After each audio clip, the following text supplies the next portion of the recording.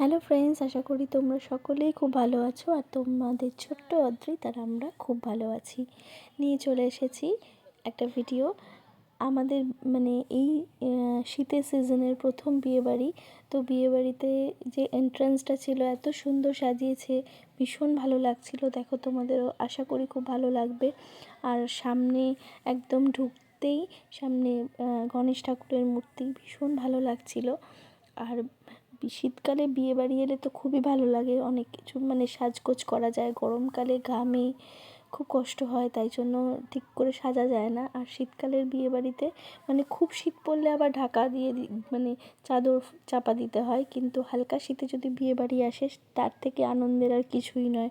সাজা গোজা যায়, সব কিছু করা যায়। আর আমরাও তাই তাড়াতাড়ি চলে এসেছিলাম। আর এই দেখো, সুইট ব্রাইট ভীষণ মিষ্টি লাগছিল। পায়েল খুব সুন্দর লাগছিল ওকে সাজিয়ে। আর শুরু হয়ে গেছে বিয়ে। আমরা একটু লেটেই গেছিলাম, তাই জন্য বিয়েও শুরু হয়ে গেছে। কিছুক্ষণ আমরা সেটা দেখতেও পেয়েছি।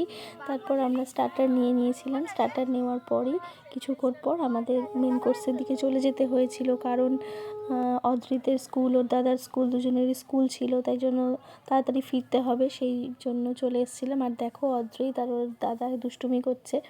ওর দাদা দুষ্টুমি করছে না, অদ্রিত দুষ্টুমি করছে। আর দাদা ওকে ধরে ধরে নিয়ে আসছে, কোথায় হারিয়ে গেল। তারপর বিয়ে বাড়িতে সেজে গুজে এসেছি, ফটো তো একটু তুলতেই হবে। তাই দেখো, কয়েকটা আমরা ফটো তুলে নিলাম সবাই মিলে। আর তারপর আস্তে আস্তে আমরা বাড়ির দিকে রওনা দিলাম। তো আজকের বিয়ে বাড়িটা তো আমাদের ভীষণই ভালো লেগেছে।